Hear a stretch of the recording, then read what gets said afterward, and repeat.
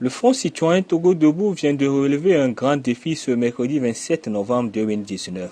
Rentré dans les oubliettes des habitudes des citoyens togolais depuis début 2019, la marche populaire a repris avec le Front citoyen Togo Debout. Débutée exactement à 13 h à Gapoto en présence des leaders politiques, la marche du FCTD a échoué devant l'église des Assemblées de Dieu de Berpota avec plusieurs messages forts. Non au 4e mandat de Faure, stop élection, yes transition. C'est ce qu'on pouvait lire sur les tracts et pancartes. S'il est vrai que la population n'a pas répondu massivement à l'appel, il n'en demeure pas moins que les organisateurs. Il est clair que la mobilisation pour le moment ne répond pas véritablement à nos attentes.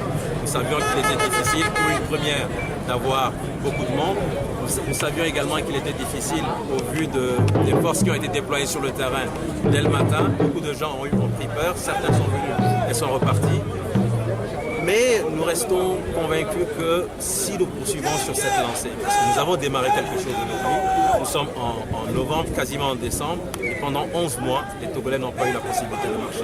Nous avions voulu le faire en juin, si vous vous souvenez, mais nous avions à chaque fois reçu une opposition ferme et farouche des forces militaro-policières de notre pays. Mais cette fois-ci, nous avons pu ouvrir une brèche. Nous allons vraiment nous engouffrer dans cette brèche, aller de l'avant. C'est la société civile qui travaille, c'est la société civile qui invite tout le monde. Et nous espérons que cette fois-ci, unis derrière la société civile, sans intérêt partisan, nous parviendrons à obtenir quelque chose. Les participants. On sait par quelle manière et par quelle méthode ils ont su apeurer la population. Même contre les fonds de leur maison, mal conservés. Il y a longtemps, c'est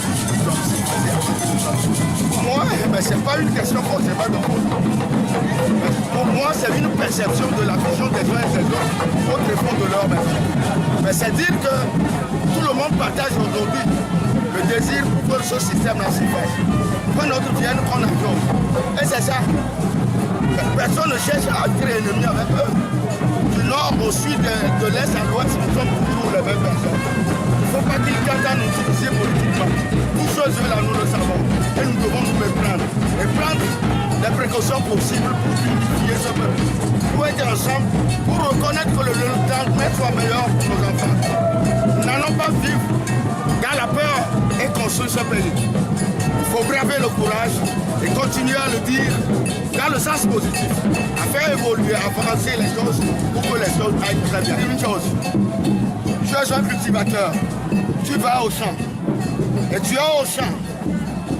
À midi, tu dois te reposer, non? C'est du repos, et je le dirais. Mais ils sont dans ce repos, mais ils passent toujours au changement.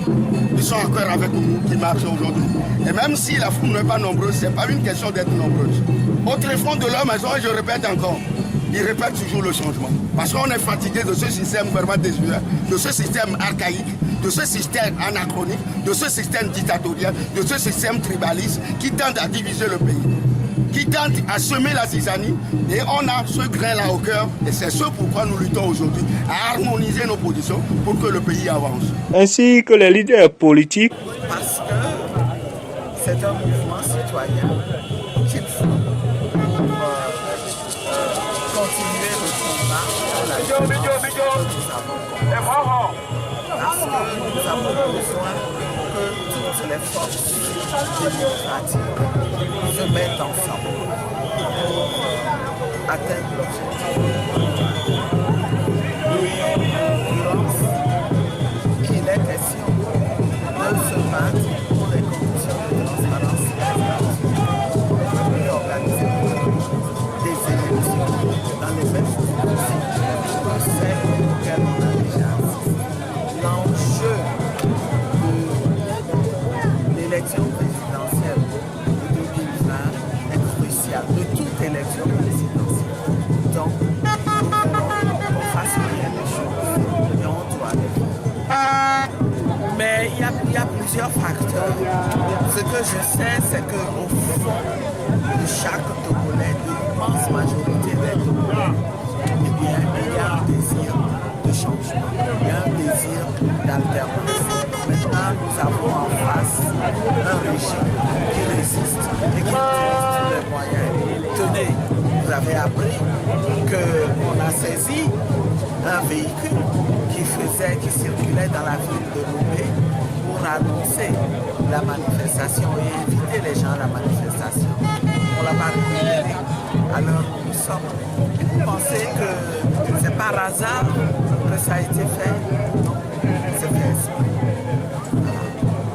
Nous organisons aujourd'hui une manifestation pacifique. C'est clair dans l'esprit des organisateurs et les participants aussi. Vous l'avez entendu dire tout à l'heure, si quelqu'un est surpris dans un comportement qui laisse présager qu'il est venu pour faire de la violence, eh bien, il sera purement et simplement promettre que dans les jours à venir, les rues de Lomé et ceux de l'intérieur seront peuplés pour la libération finale. Les discours ont meublé l'arrivée de celui de Nabouja, en passant par celui des femmes victimes des incendies des marchés de Lomé et de Kara, pour celui du professeur David. Tous convergent vers un seul objectif, la libération du pays des mains du régime cinquantenaire. La lutte populaire est invincible, disent-ils. L'hymne national du Togo a été entonné pour clore la manifestation.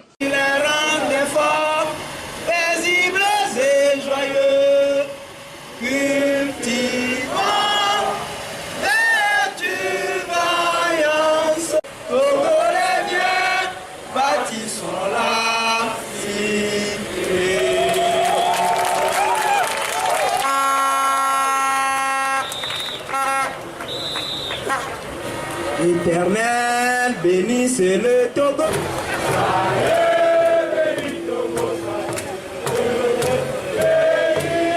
Reportage Kosivi Georges et Célestin Ariati de Vision Média.